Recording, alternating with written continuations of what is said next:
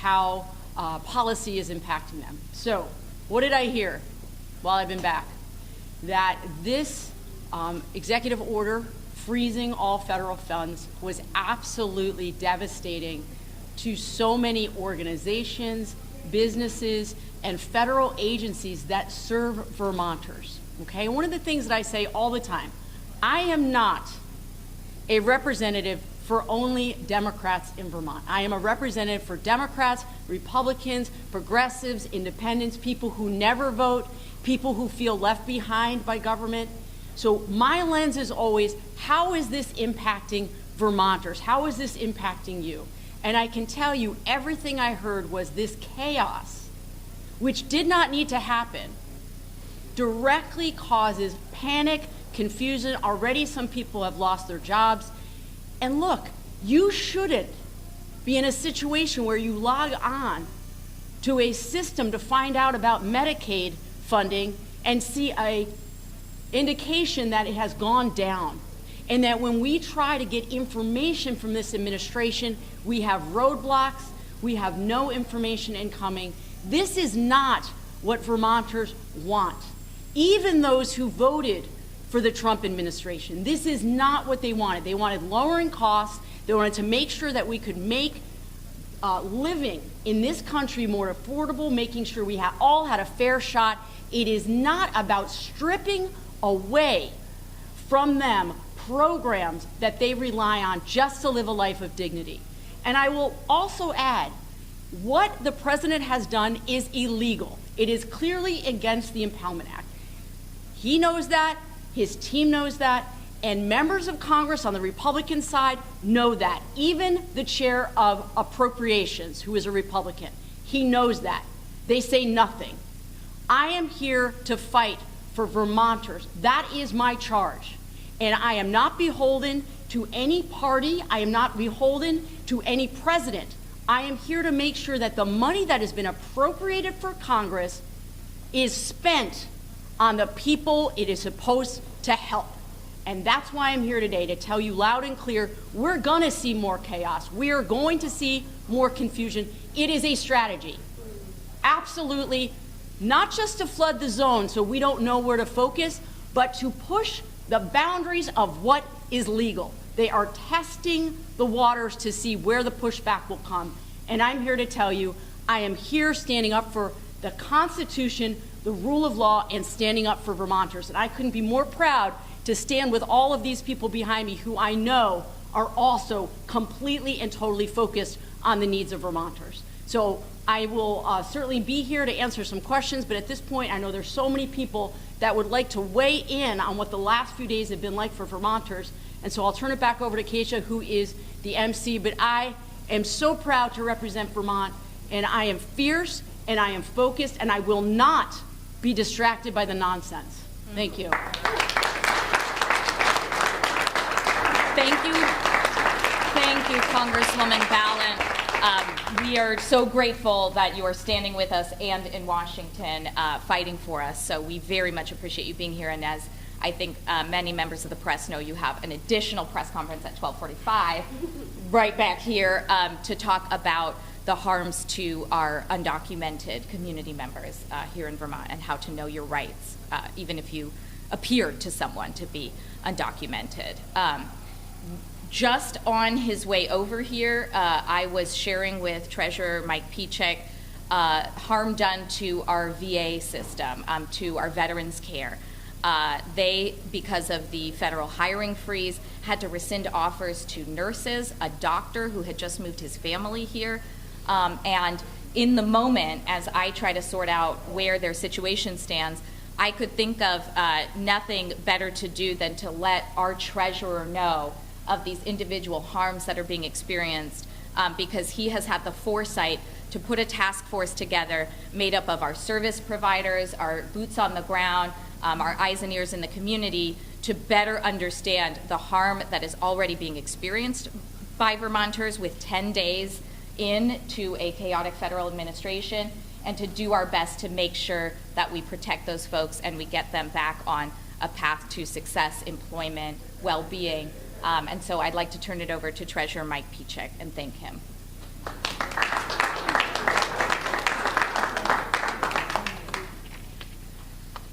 Well, thank you very much, Senator Rob Hinsdale. It's a pleasure to be here. It's a pleasure to be standing today with federal and state leaders to deliver the simple message that we are united and we are working hard to protect Vermonters from the chaos of the Trump administration.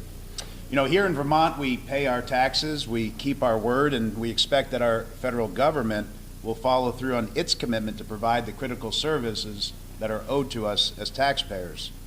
The Trump administration broke that promise this week and threw the entire country into chaos and confusion.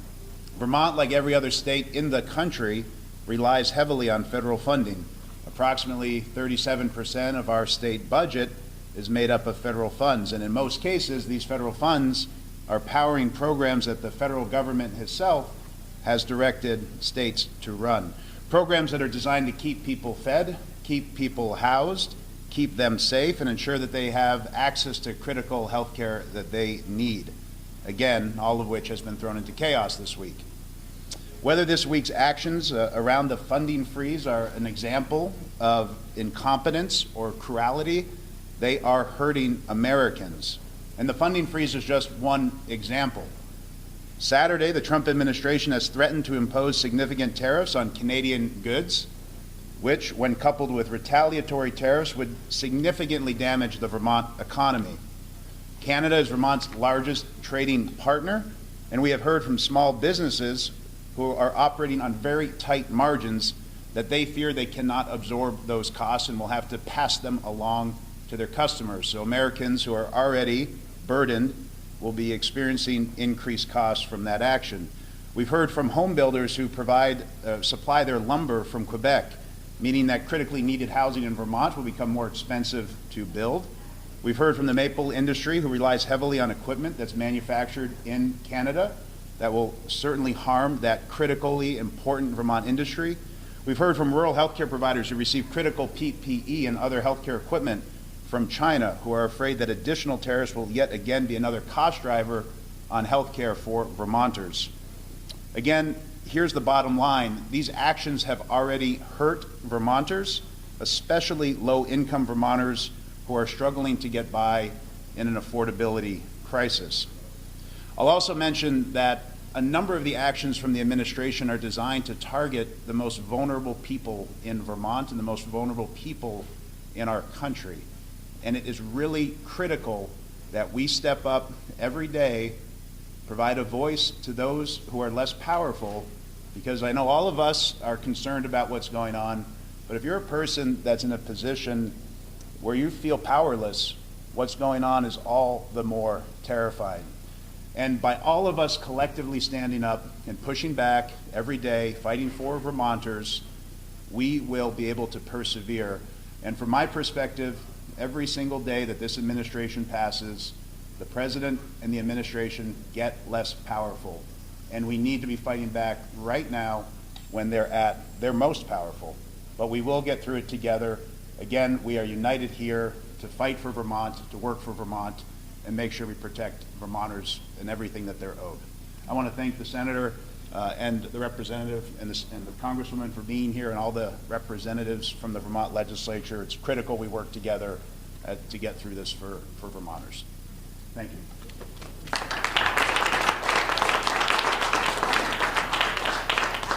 I just want to acknowledge I am joined by Pro Tem Phil Baruth, many members of the Senate, members of the House as well.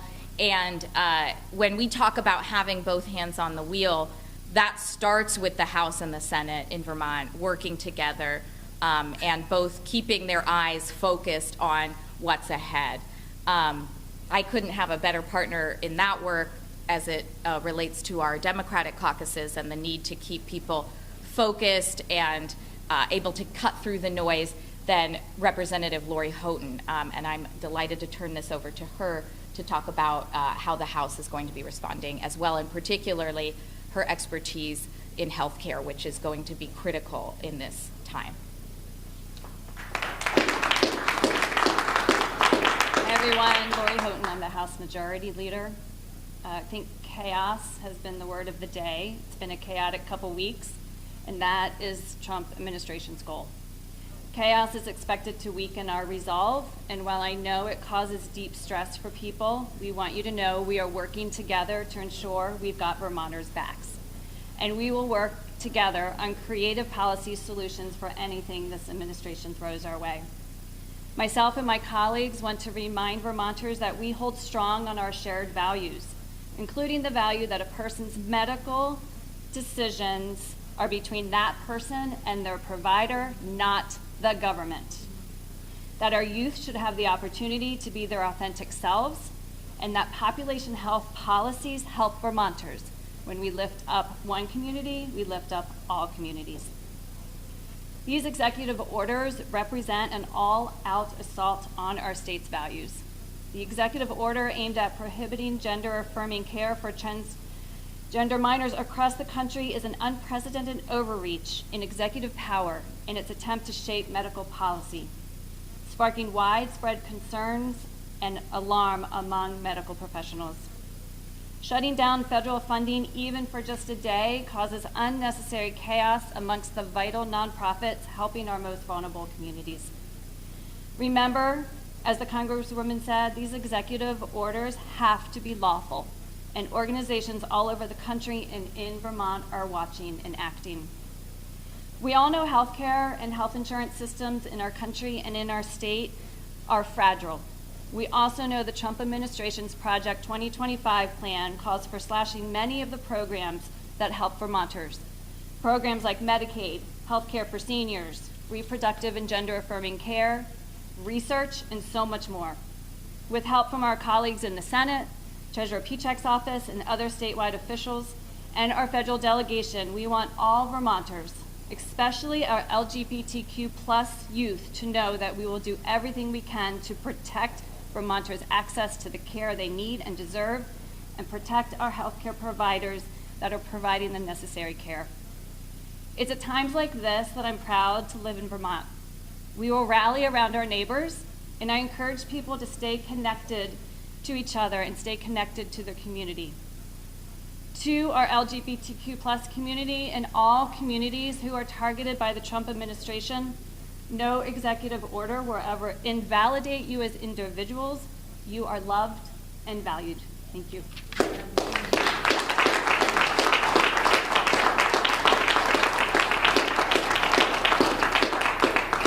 Thanks so much, Lori. I'll just wrap up the speaking program by emphasizing that what you're hearing is the Trump administration's social policy is hate. Their economic plan is pain. They are not helping you get ahead by lifting you up. They are pushing someone else down. You're going to hear that underscored in the press conference related to immigration. And we all recognize that Vermonters are extremely scared. We are acting, and there are things that every Vermonter can do to make someone feel safer, to speak out, to speak up, to reach out to us, to help us better understand what policies and protections we can enact that will help you. So we want Vermonters to know we have your back, and we need to have each other's backs in what will be a very difficult and dark time to come. We can be that light. We always have been in Vermont, and we're going to need to call on all of that strength right now. With that, thank you. And I know that the Congresswoman is available to answer questions. She has a number of fights ahead in terms of those who will be nominated by the Trump administration to take the helm in many important areas. And we have a lot of reason to be concerned about who those people are. So we are available to take questions at this time for at least a few minutes. The Impoundment Act will not be a barrier when the President and Republican-controlled Congress seek to advance the goals of these executive orders via the conventional budget-making process. So I'm wondering, Senator Ron Hinsdale and Representative Houghton, what specific concrete actions can you commit to today to ensure that the nonprofits and government entities that rely on federal funding will not suffer undue financial harm as a result of whatever we see from DC over the next 4 years? Did Lori leave? No. Oh, there she is. Okay. Well, first of all, something that we have committed to today and yesterday and the day before, and I made sure I talked to my majority leader colleague about this, is to be working with our Republican colleagues, to be working with the governor. This is not a time for partisanship. This is an existential crisis. We have our minor quibbles about the budget, that can happen another day. But right now, we are enumerating those harms and starting to look at where in the budget we will need to reinforce our own self-sufficiency to be addressing those. And that's going to take all of us, regardless of party. I don't have much to add other than we are obviously going through the budgets very closely. We are looking where the federal funding is and what we may do to shore it up. Obviously, we'll be looking to our partners to help us understand all of that and what's coming from the federal level. We're going to do everything we can to have Vermonters back. Can we expect an FY26 state budget that includes contingency funds to backfill potential losses in federal funding? That's not anything I can commit to at that point because we've just started the budget process. I think what you are seeing and experiencing and was articulated to some extent is that the chaos, confusion, and unknown of all of this is designed to set us back, to have us fighting each other on who's going to get funded, what conditions will be placed on who's funded and for what, and to start to make us fight amongst ourselves. And I think today what we need to do is breathe and take stock of that so that tomorrow we can stand united and fight for every Vermonter and make sure no one's left behind. But this is designed to start picking us apart by who stands with transgender youth and who supports their immigrant neighbors. And that is what we cannot let happen in this critical moment. Senator, on that issue, if we presume this was designed to sow chaos, how do you then also refuse to get distracted by it? Because we are all here, we are all talking about this for 3 days. The whole country has been focused on little else, and yet many people say they refuse to get distracted by this, but we are distracted by this. Can you speak to that a little bit? We are going to be having to think short and long term. I have colleagues who've already started to look at the price of lumber or our social services and our housing stock, and essentially say, what do we need to do to prevent harm right now, but what do we need to do to protect Vermont from the whims of oligarchs and strongmen in the future? I think that is absolutely what we're talking about, is what if our systems that we rely on at the federal level begin to fail? What can we be doing that, even if that never comes to pass, will still make Vermonters better off and more self-sufficient? So as long as we can continue to tie our economic growth and our public safety and our economic stability to outcomes that make us more independent and stronger, I think that's all to the good, and I've heard that from a lot of our chairs at this time. I'll also just add, we've been through this before, right? It's a little more chaotic this time, but we did this in 2016, and we've also done it through the pandemic. And so those groups that gathered on their own previously have come back together to make sure we're all talking to each other, to make sure we're sharing information, to make sure we're giving each other support. And that is what we need to do throughout the state and with all Vermonters. We cannot let the chaos control us. We need to come together and find the solutions to help Vermonters. Could I jump in here? So your point is an excellent one and something I think about all the time, right? Making sure that we're focused on the right things, the most important things. I actually think this is one of the most critical things that we could be focused on this week, and later I'll talk about some others. But look, we know that the folks who drafted the executive order, because they weren't careful enough to scrub where the PDF came from, this has completely and totally been proposed by the folks who were the masterminds of Project 2025. It is about stripping power from the legislative branch and giving it illegally to the executive branch. That's what this is about. And so that is critically important.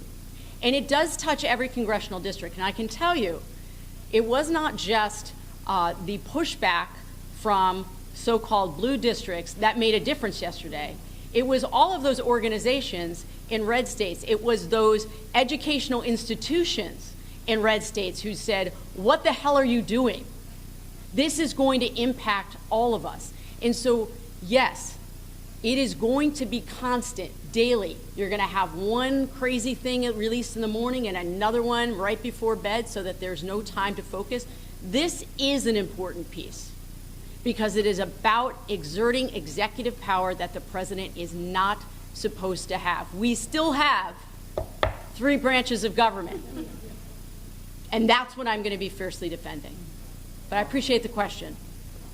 Going off of that, I think it's fair to say that President Trump has arguably maybe more power entering office this time around than ever before. I'm thinking Supreme Court. Why is that? Why is that? I was just going to say the Supreme Court decision on immunity. So I guess just a presidential immunity. So just how have you been generally thinking about checks and balances, operating in the minority, and your ability to push back, I guess, on this comment? So they have a narrow majority in the House. We have to use all of the leverage that we have in order to push back.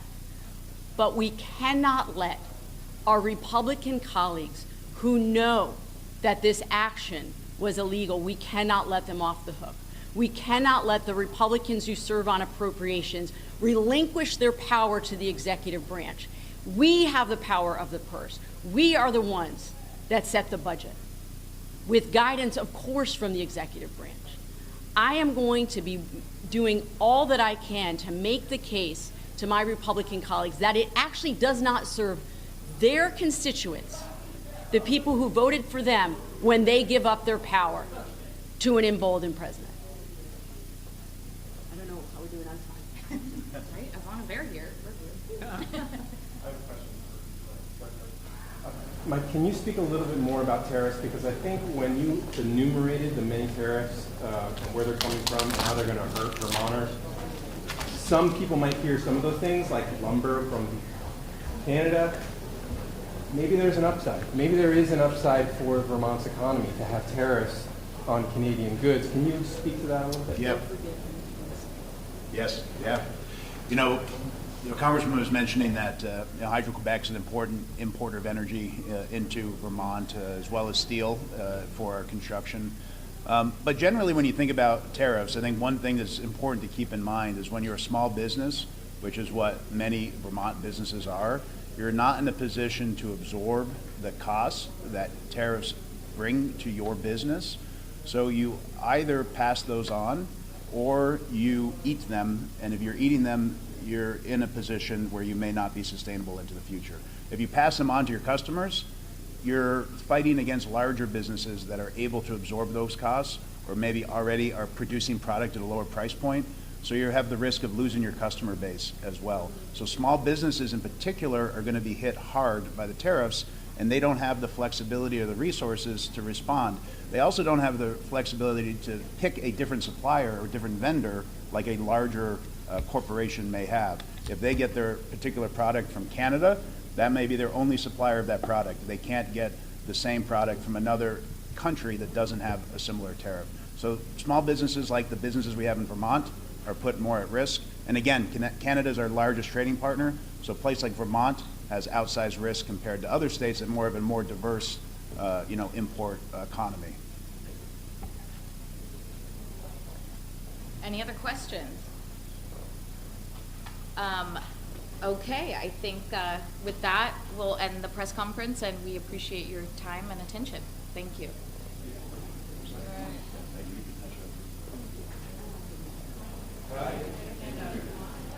Yes. There will be one release. Are you on our list, to your knowledge? Did you get the advisory? Okay, then you want to talk to...